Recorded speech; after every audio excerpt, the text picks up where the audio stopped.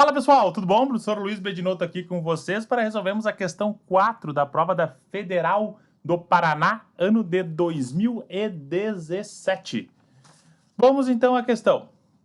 Em 18 de junho de 2016 foi lançado o foguete Ariane 5 ECA, que transportava o satélite de comunicação EchoStar 18. Maravilha, 18º, com o objetivo de transferi-lo para uma órbita geoestacionária. As órbitas geoestacionárias são aquelas em que o período de revolução do satélite é de 24 horas, o que corresponde a seu posicionamento sempre sobre um mesmo ponto da superfície terrestre no plano do Equador. Considere o raio R1 da órbita desse satélite como sendo de 42 mil quilômetros. Perfeito. Então vamos começar a botar aqui algumas coisas, que senão o texto é muito longo, a gente vai ficar lendo muito. E chega no final, nem lembra o que leu no início, né? Ó, os dados do EchoStar são quais? São que ele tem um período de revolução, né? Igual a 24 horas. E que o raio dele é igual a 42 mil quilômetros. Perfeito, show de bola. Em 15 de setembro de 2016 foi lançado o foguete Vega, transportando o satélite SkyStar, denominado de 4 a 7 satélites de uma empresa do Google, para mapear com alta precisão da Terra inteira. A altitude da órbita desses satélites em relação à superfície terrestre é 500 km, considerando que o raio da Terra como sendo de aproximadamente 6.500 km e que a velocidade do satélite tangencia a órbita pode ser calculada pela raiz quadrada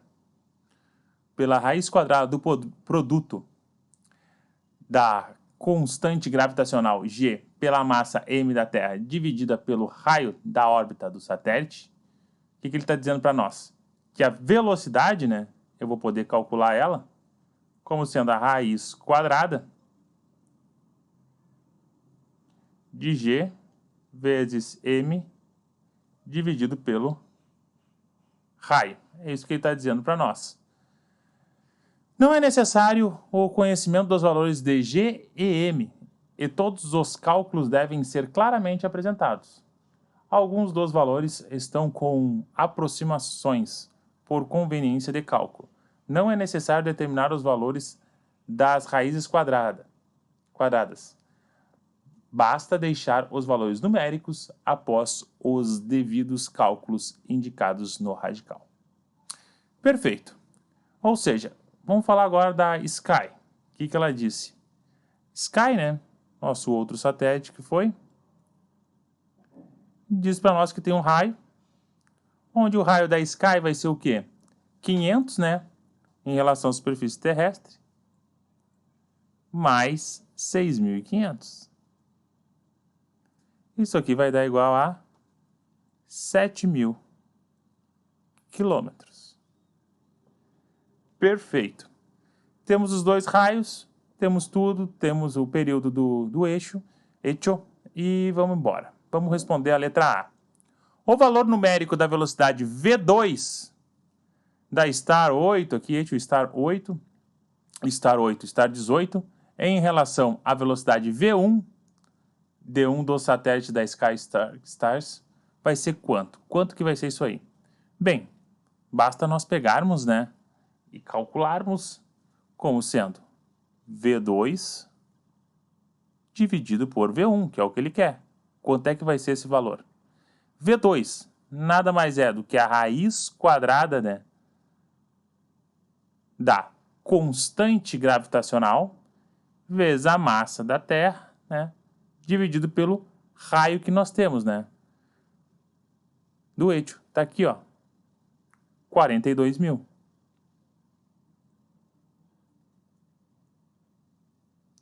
dividido, né, pela raiz quadrada de G, constante gravitacional, vezes a massa da Terra, dividido pelo raio dela, aqui ó, 7.000. O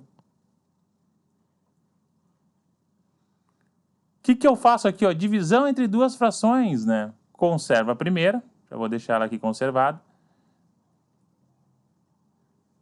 A primeira, ó. Só tirei, separei elas em duas raízes. Multiplica pelo inverso da segunda. Então tá. Inverso da segunda. Raiz de 7.000 dividido pela raiz de G vezes M.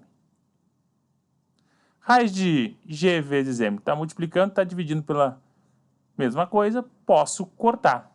Fico com raiz quadrada, né? De tudo isso, né?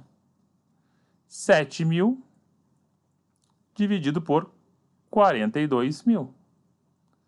0 corta com 0. 0 corta com 0. 0 corta com 0. Fica com o quê? Raiz de 7 sobre 42. Isso fica igual a raiz de 1/6. Me acompanha aqui embaixo. V2 sobre V1 vai ser igual. Raiz de 1 é 1. Raiz de 6, deixo raiz de 6. Não posso deixar a raiz embaixo, né? O que eu faço? Multiplico pela raiz de 6. Raiz de 6 em cima, raiz de 6 embaixo, como se eu multiplicasse por 1. Raiz de 6 vezes 1, né? Fica a raiz de 6. Raiz de 6 vezes raiz de 6 é a raiz de 36. Raiz de 36 é 6. Então tá aqui, ó. Raiz de 6 sobre 6 é a resposta da nossa primeira questão. Maravilha, maravilha, pessoal. Beleza. Próximo. O valor do período T2 da Sky em horas por aplicação da terceira lei de Kepler. Vamos lembrar da terceira lei de Kepler. O que diz, né? A terceira lei de Kepler fala das constantes. No caso, as constantes do 1, né, é igual a constante do 2.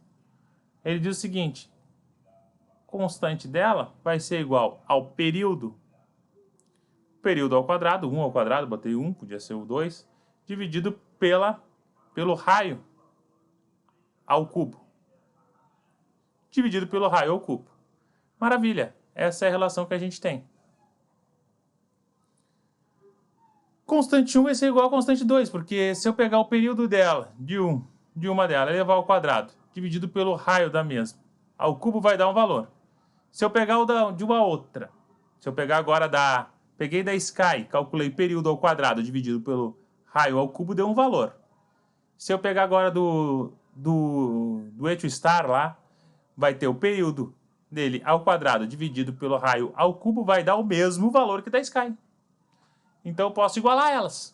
Portanto, T1 ao quadrado dividido por R ao cubo tem que ser igual ao período 2 ao quadrado dividido pelo R 2 ao cubo.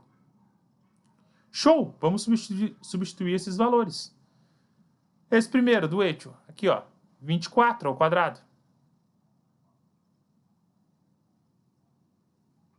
Dividido o R, 42.000 ao cubo, igual a T2 ao quadrado. O R2 é 7.000 ao cubo. Ficamos com o quê? Vou isolar T2. T2 vai ser igual a raiz quadrada que nós vamos ter, né? 7.000 ao cubo passa para o outro lado, ficamos com 24 ao quadrado vezes 7.000 ao cubo dividido por 42.000 ao cubo. Perfeito! Realizando todo esse cálculo, né?